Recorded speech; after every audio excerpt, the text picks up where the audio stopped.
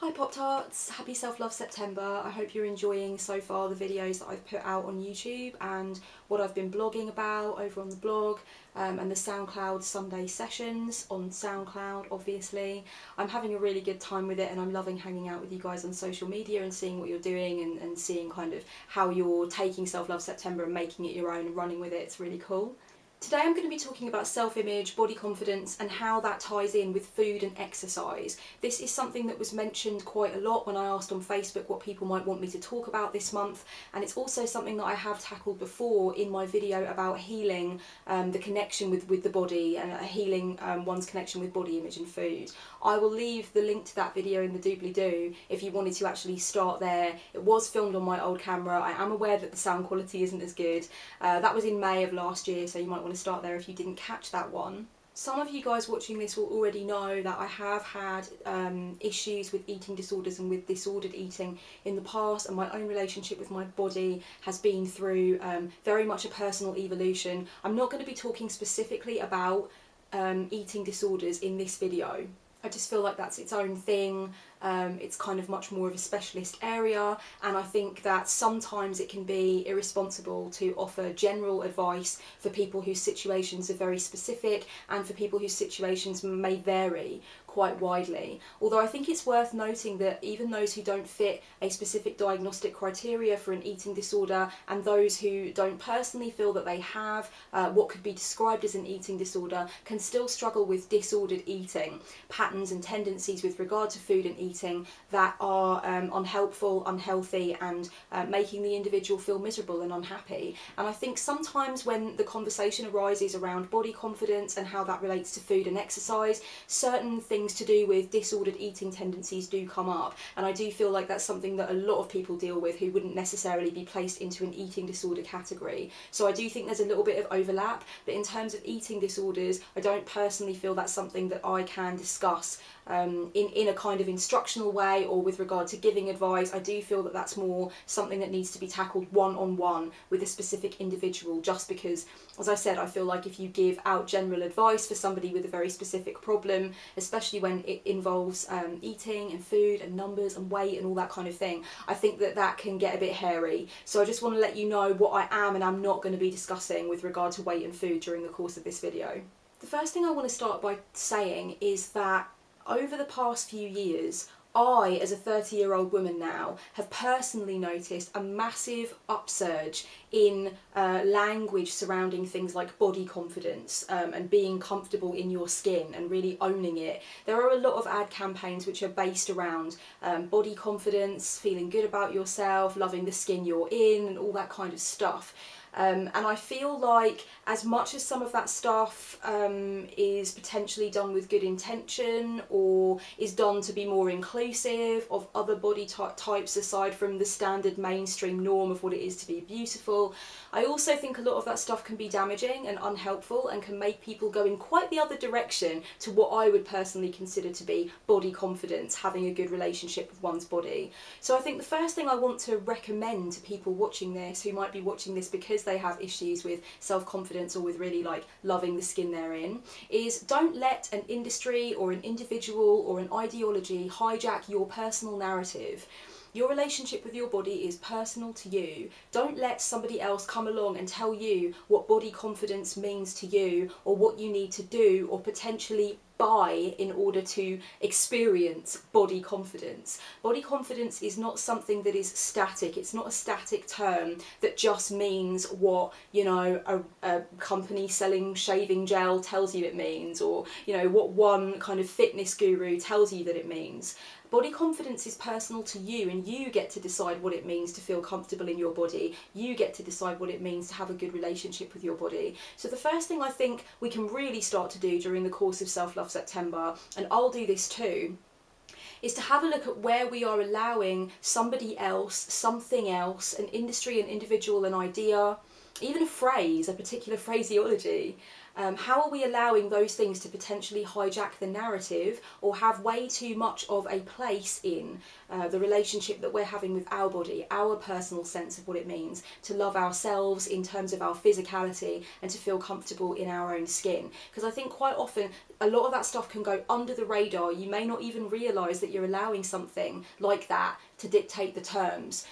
Even phraseology like body confidence and, you know, being bikini ready, having a bikini body, these things are really part of the narrative of day-to-day life now, talking about feeling good and, you know, feeling great putting that dress on. And, you know, there's a lot of stuff in magazines about, you know, dieting so that you look great at the Christmas party and all of this kind of crap.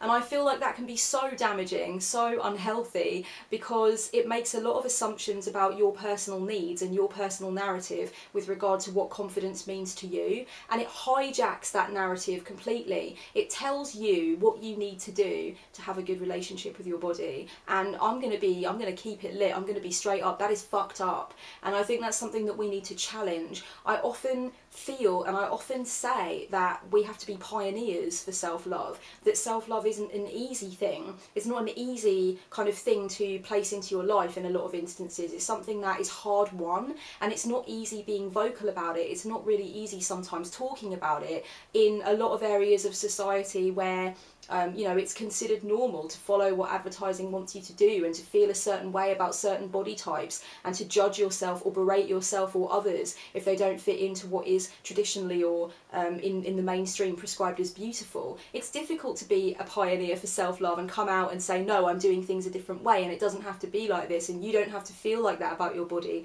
and I don't have to feel like that about my body. I think it is brave and it is daring and it is pioneering to have those kinds of conversations and to live your life in that way. And I feel like quite a lot of the time you are going against a lot of mainstream ideas, a lot of which are connected to advertising or a lot of which are connected to trying to sell you a lifestyle or an idea of what your life ought to be.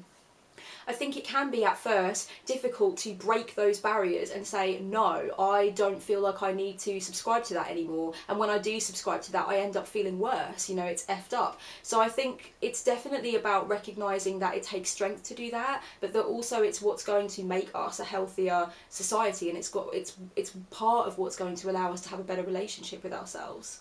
I think it's important to break down the stuff that makes you feel crappy about yourself, the stuff that makes you feel like your relationship with your body isn't good or your body isn't right somehow, the things that make you feel low. Take that stuff, break it down and ask yourself, is it trying to sell you something? Is it trying to convince you of something? Is it trying to sell you a lifestyle or a product? If it's an individual saying these things to you, then are they trying to sell you the idea that they're better than you in some way? Do they like to prop up their fragile sense of what it means for them to be body confident?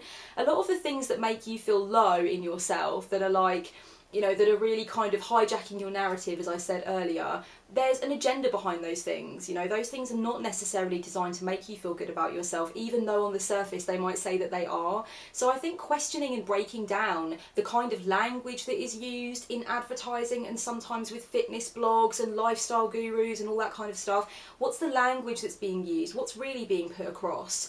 And ask yourself if it's really something that you need to be digesting all the time, if it's really something that is within your best interest. There are ways to take in media and articles and advice that is really to do with connecting you to your sense of what it means to own your body and live in your skin and be in your body and forge a relationship with your body on a personal level. That spiritual advice, that more kind of spiritual flavour is out there, but it's not everywhere that you look. You know, there are a lot of messages that have a more insidious underlying flavour to them, and I think it's not about getting hung up on that and over-analysing that. It's actually just about asking yourself, whereabouts do you need to pull yourself away from those influences that are not ultimately helping you to experience body confidence? They are not giving your narrative anything. They're not really giving you any nutrition. They're basically just hijacking your narrative and telling you what you need to do, or telling you, you know, when you've reached this level of ultimate body confidence, and telling you that until you've done that, you're not in the right place, you're not the right weight, your body isn't bikini ready. You know, you've really got to ask yourself whereabouts you need to pull back from these kinds of influences and that kind of language. Doing that is utterly self-loving, taking a look at the influences that you're taking in. What is your mind absorbing? How are you taking that down into your heart and your soul? How is that living inside your cells? What is it doing to you as a human being? And then where do you need to step back? Where do you need to walk away? Where do you need some distance from those particular influences? That is self-loving, and that is self-love in action. And self-love is about action. You know, we talk about the tools in order to work out how we're going to implement them and to notice where they may need to be implemented. But where the rubber meets the spiritual road with self-love is when you're doing it. So I would really recommend doing it. For me, being body confident is about owning my shape and knowing that that shape doesn't have to be the shape that is traditionally prescribed as beautiful. It is about knowing that my body has been through a lot to get me to this point in my life, that my body works all the time, even when I'm not aware of it, that it is a miracle in that way, that it is sacred.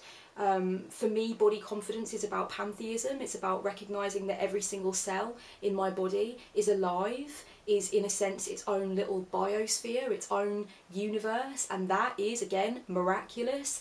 A lot of my body confidence is linked into my sense of connection with the goddess, and feeling the flow and the form of the goddess and what that means, and is also linked in a wider sense to my spirituality and to respecting what it really means to be having this human experience as a spiritual being.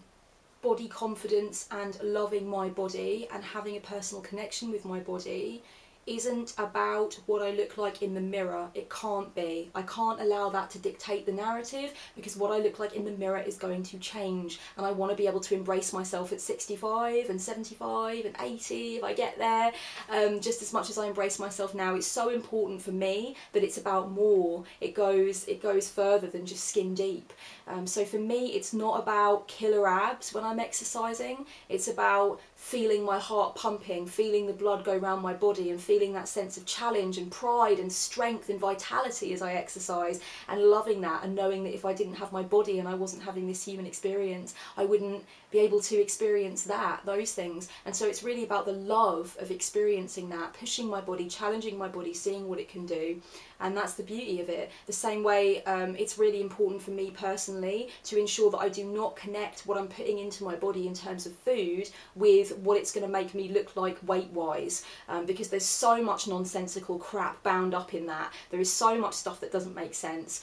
We feed ourselves so much trash about what it is that we can and can't eat, and I really feel like, for me, food and what I ingest has got to be about what my body's going to get out of it and what it's going to give to me in terms of energetic output. Over the course of the next few days, I would ask you to consider this question. What does it mean to believe that your body is sacred? When we say the body is sacred, it is the sacred vessel. What does that mean to you? And don't think about what anything has told you, what any industry has been trying to tell you, what any one individual has been saying through conversation with you or in their blog or any of that stuff. Don't think about me, don't think about anything or anyone else. What does it mean for you to see, to know, to believe, and to live as though your body is sacred? Also think about this question. What does it mean to feel good about yourself? Again, this is a question that there's a hell of a lot of language around. A lot of industries are built up around this question. A lot of individuals are basing their careers on this question. You know, a lot of discussion takes place with regard to what it really means to feel good about yourself. So I want you to strip all of that back, whether you feel it's positive for you or negative for you, these outside influences. It doesn't matter. Just strip it all back, forget about it for a while, sit with yourself, go to the core of yourself and ask yourself, what does it mean to feel good about yourself? What does it mean to feel good about who you are, about the skin that you're in, and all of that stuff? What does it really mean? What should it really look like and feel like? Close your eyes and actually hold the vibration of what it means to feel good in yourself, with yourself, about yourself. Hold that vibration, and then maybe try journaling about what that experience felt like for you. And think about how you can use that vibration and come back to it as a daily reminder of what it is for you to feel good about yourself, regardless of what anybody else says or what anything else is telling you to do. Keeping hydrated makes me feel so good about myself. Personal nugget of wisdom from my own journey there. It's amazing how a slice of lemon, a slice of lime, and a cube of ice just takes a glass of water up a notch. Like, it just raises immediately like three classes higher than it was before. No offense, water, I love you, good old water, you're amazing, but it is intense what a slice of lemon can do to a glass of water. Flavours, it's all about the flavours, flaves. Let's go back to focusing a little bit more on influences and controlling the influences that you allow a place in your narrative. So let's think about your relationship with your body as a narrative or a journey, a story that is sacred, that is of very great importance. And the influences, the ideas, the strategies, the methods, the beliefs, the philosophies that you take on that are about body confidence, connection to the body, exercise, diet, lifestyle, all of those kinds of things, they are allowed a seat at the table in your story. They are little characters in your story or plot devices in your story. And during Self-Love September, it's really about deciding which kind of beliefs, philosophies, ideas, which are not appropriate for your story, which are really taking your story down a bad path, which are hijacking your narrative or making you feel bad about your connection to your body. My personal feeling when it comes to exercise, when it comes to getting the blood pumping, having a workout routine, going for a walk, whatever it is that you can do with your particular physicality, that means kind of like getting the endorphins pumping and kind of keeping fit, keeping well. My personal belief is that it's really important not to allow too many influences into my personal narrative that are to do with equating exercise with the goal of looking a certain way. And the reason that I think this is so important is because, like I said before, my body is going to change anyway, and so I don't ultimately want my sense of confidence and loving my body to rest on what I look like, because that doesn't make sense. You know, I still want to love myself and be confident with myself if I put on a few pounds, if I have a child, if I have an accident, if I have surgery and have scar tissue, all of those things. I don't want my sense of confidence and respect for my body to be bound up with what I look like. That would be hypocritical of me to live my life that way while I tell other people that it's not about that and it goes deeper than that. So for me, any influences, ideas, strategies, blog posts or videos that seem to overtly equate exercise with the goal of looking a certain way, getting my abs looking a certain way, getting a toned bum and all the rest of it, I feel like that is a very skin deep way. That is a very it's almost like a surface level. It's a surface level of respect for what exercise can do and how it can make us feel. So I don't allow too many influences into my personal narrative regarding that. I think it's really important that exercise and food are both seen as ways to make us feel good in a real way, not just conditional upon what our abs look like, how many pounds we've lost, or any of that stuff. Look, if you have a goal to lose weight, there's absolutely nothing wrong with that goal in essence, on its own, by itself, as an aim. But the way that you approach exercise and food, in my view, shouldn't be overtly connected to the way that you want to look physically, because there's so much more to it than that. And look, if you're only exercising and eating a certain way in order to achieve a certain amount of weight loss, then what happens when you've achieved that amount of weight loss? Do you go back to eating in an unhealthy way and to being very sedentary and not working out? That's the concern that I have, is that if we approach exercising and eating well with these kind of surface goals, then I feel like, well, once we've lost that weight or once we've achieved what we want to achieve, then surely it makes sense that we would give up doing these good things, because we see them as only a means to an end rather than as a lifestyle that we choose for ourselves because it feels good and it makes us feel amazing and it gives us more vitality. And so that's why I think it's really important not to allow too many influences into my narrative that connect exercise and food with the way that I look. I think that that can be part of it for people, and I think that that is fine on its own, but I think the way that we filter exercise and food through that particular aim can get very insidious, very unhelpful very quickly. Also, what happens if after a certain amount of time exercising and you know, eating a certain way doesn't give you the results that you have in mind, or doesn't work as quickly as you want it to, when looking at your aim of losing a certain amount of pounds or looking a certain way? You give up, because you don't see exercising and eating well as having any other point. You see the point of those things as being the means to the end, which is looking a certain way or losing a certain amount of pounds. And so that to me is worrying, because whether you achieve what you want or don't achieve what you want, you risk abandoning exercise and food in either direction. You risk abandoning it once you've achieved your aim, or you risk abandoning it because it didn't help you to achieve your aim. Ultimately, we need to recognise that the point of exercising and the point of eating well isn't all to do with the way that you look, and isn't to do with weight loss. You've got to believe that you're doing it for a deeper reason, and you've got to really connect with that deeper reason in order to create a lifestyle change rather than a diet. A lifestyle change, a full-on lifestyle change, rather than just a few weeks boot camp to lose a few pounds, or, you know, cutting out certain food groups so you can look a certain way for the Christmas party, or to fit into a certain dress, or because you've been reading too many fashion magazines, or whatever the hell it is in your case. I think it's so important to recognise that connecting those two things together means that exercise and eating well is never going to mean to you what it really could mean to you, and you're never going to fully understand the depth that those two concerns can go to if all you're connecting it to is, you know, the surface stuff, what you look like. Exercise, challenging your body, getting the endorphins pumping around your body, seeing what your body can do.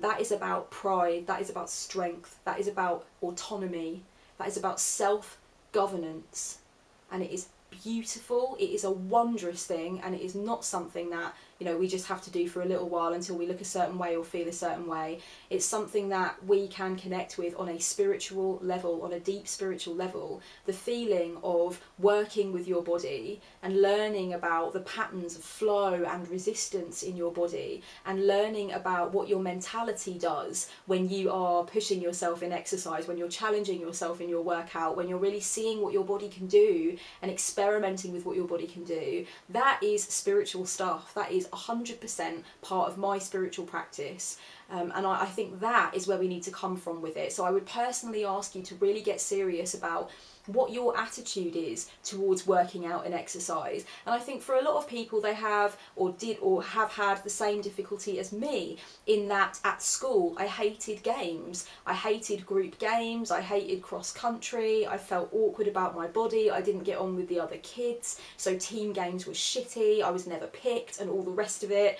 I just wanted to go into a corner and read.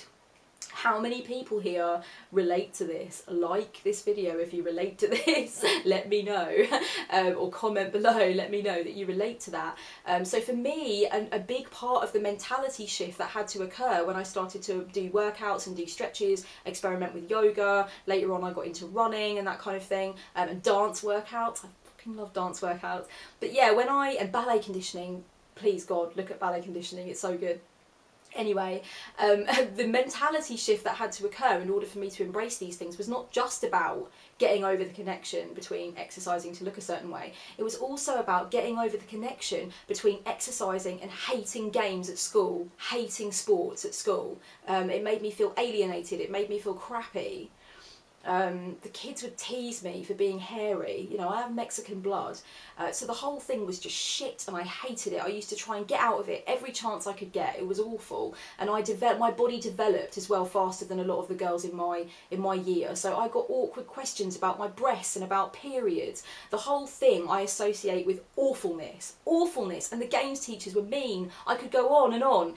If this is you, if you really didn't enjoy that stuff at school, or if you're still at school and you really don't enjoy it, then it's about reframing, it's about not allowing those experiences to hijack the narrative. When you think about what exercise, what working out, what challenging your body means to you, don't let those experiences rule you for the rest of your life. Please don't, because I haven't let them rule me. I let that mentality shift take place, and now I exercise because it makes me feel wonderful, because it charges me up, it sets me off on the right foot for the day, and it's got nothing to do with what happened during games when I was at school. You know, that's a million miles away from where I am in my life now, and I don't let those things affect me, I don't let those things stop me. Eating well is also about pride, it's about vitality, it's about recognising the connection, the very real connection between what you put into your body and what you get out of your body. If you put good, slow release fuel, good things that your body can digest properly, that your body can use and break down properly, if you put those things into your body, you'll notice that you get more vitality, you're more energetic,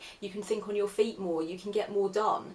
I know for myself that it is very, very clear that there is some form of correlation between how hydrated I am and how much lovely, good, green goodness I've gotten into my body and how much work I'm capable of doing. There is definitely a correlation between those two things, and you can actually do little experiments that will prove to you very conclusively that there is a connection between those two things in your own life. So I would definitely recommend during Self-Love September, if you know that you need to make changes to your dietary requirements, if you know you need to make changes with regard to what you put in, then definitely start doing that and do experiments. And if you're really experiencing some ingrained patterns of eating right now that are unhelpful, then I would recommend don't decide that during Self-Love September you're going to do a complete 180 and you're going to haul your ass out of it and you're never going to like eat a pizza again or whatever it is you've been doing, like munching biscuits in the night or whatever you've been doing.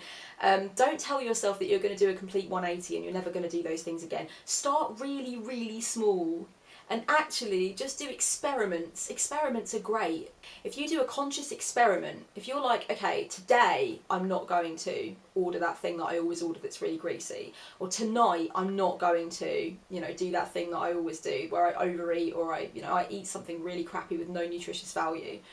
If you do that as an experiment just for one night and then see how you feel and see how your body reacts, that can be the inspiration, the fuel that you need to keep going with it. But if you don't keep going with it, if you fall back into the pattern, at least you've got that once weekly experiment for now to show you what the difference can really be between eating that stuff that doesn't serve you and eating that stuff that does serve you. If you decide to do a complete 180 and absolutely shed off all of your very ingrained negative habits straight away, then the likelihood is that you're going to experience resistance and you're going to fail, then you're going to feel really disappointed in yourself. I don't want that for you. I would really recommend starting small and making those small changes. If you know you need to ingest more water, start ingesting more water and keep a note on your phone of the amount of glasses of water you've drunk during the day. If you know that there's always this one time of day where you tend to let your co-workers or family members talk you into eating something sweet and sugary that you don't want and your body doesn't want, then maybe try one day the experiment of saying, I'm okay, thanks, I don't want that. I think it's really just about starting small and showing yourself that you can do it rather than jumping off the deep end with this really massive challenge and then actually scaring yourself out of it, because what you're doing there is you're actually sabotaging yourself. You know that if you bite off more than you can chew, no pun intended, then you are potentially not going to do as well as you thought you wanted to do, and you're going to go back into old habits. Don't sabotage your progress like that. Give yourself small, manageable aims. Start today or tomorrow, and just have a look at what happens when you do those little experiments. Be honest with yourself about how much better you feel when you keep yourself hydrated and you eat good stuff. You are not your family, your friends, or your past, okay? Don't blame a partner and their crappy eating habits or their lack of desire to work out for your, apparent inability to eat well or work out. You might hang out with people who do more gaming than they do running. You might be part of a long line of people in your family who overeat and are very sedentary. You might come from a family in which the belief is that, eating green stuff isn't important and the way that you feel about your body isn't really important. You might come from any host of dysfunctional dynamics that have absorbed into you over time and created ingrained patterns for you. I think it's fine to acknowledge the challenges that you've had in the past, maybe the lack of lessons that you had in the past with regard to what's good for you, but I think ultimately this is about accountability, and self-love is often tough love. It's time to be tough loving with yourself. It's time to give yourself that strict parent archetype. Bring it out in you. Remember that you can't blame co-workers, friends, family members. Don't blame any of those things. Ultimately, if you want to start moving around more and eating more consciously, then it's absolutely down to you and you absolutely can do it. Don't forget positive self-talk. I found that this was really important on my own journey with starting to eat more consciously, and definitely with starting to work out regularly. Positive self-talk was really important for me. Berating myself, giving myself the stick rather than the carrot, criticising myself, doing that, you know, kind of doing that like that Full Metal Jacket type character on myself, you know. That didn't work for me. That just made me into pile, you know. If you haven't seen Full Metal Jacket, then if you're of age, do go see it. It's wonderful. It's not in the cinema, but do watch it.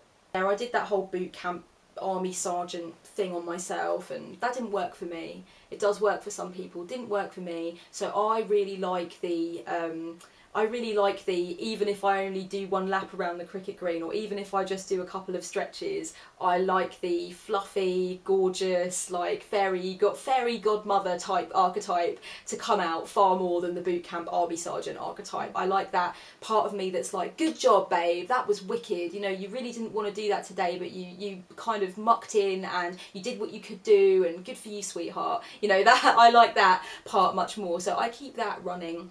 I keep that kind of ticking over when I am making healthy choices with eating, you know, making a different choice to the one that I've made maybe in the previous few days where I haven't been so health conscious. I like to praise myself for that. I like to give myself positive self-talk. If I fall down, if I don't do as well as I wanted to, if I let the rain put me off running or something, I definitely don't berate myself for that. I'm just like, you know, hey, at the end of the day, you weren't feeling it today. And just keep your pure intention in mind. Remember why you do workouts, why you eat healthily. Keep that in mind, come back to it, and better luck next time. Try again next time. Just, you've got to keep that pure intention going. I have published a blog post for Self-Love September about my journey with quitting smoking. If any of you out there are watching this while you are smoking a cigarette, then you might want to pop over there and see what that was all about, because that was a really interesting journey for me. I am totally smoke-free and loving life, so you know, if you're looking for some ideas, if you're feeling a bit stuck, if you just want some encouragement, then I will link in the doobly-doo to my essay-length post about my journey with stopping smoking, which was a huge part of what it was for me to really drop into my physicality, and it was a huge part of what body confidence and respecting my body meant for me personally. And remember, I just want to stress again, the narrative is so personal. Your relationship with your body is so personal. Don't let a lifestyle guru or a diet person or, you know, a industry or a certain philosophy or any of that, don't let it hijack your narrative. Use those things as tools, as extras in your story to encourage you or to pump you up or to make you feel psyched about what's possible. If those things make you feel crappy, if they're low vibration for you, if they put you into a bad place, it is absolutely your responsibility and your right, your inalienable right, to distance yourself from those things. You do not have to have them in your story. This is about your story, your connection with your body, and that's really where you've got to come from with it. I hope that you can take these tools and use them, and if anything in this video has resonated with you and you want to share anything about your own journey with your body and how you feel about your body, and you want me to read it and you want people to check in with it, use the hashtag #SelfLoveSeptember on social media. I know that's what I'm going to be doing, and I look forward to reading more about your thoughts about this topic and about your very special and unique journey with your own body and with your own sense of what it means to be in your body. Very, very much love and self-love. Blessed be.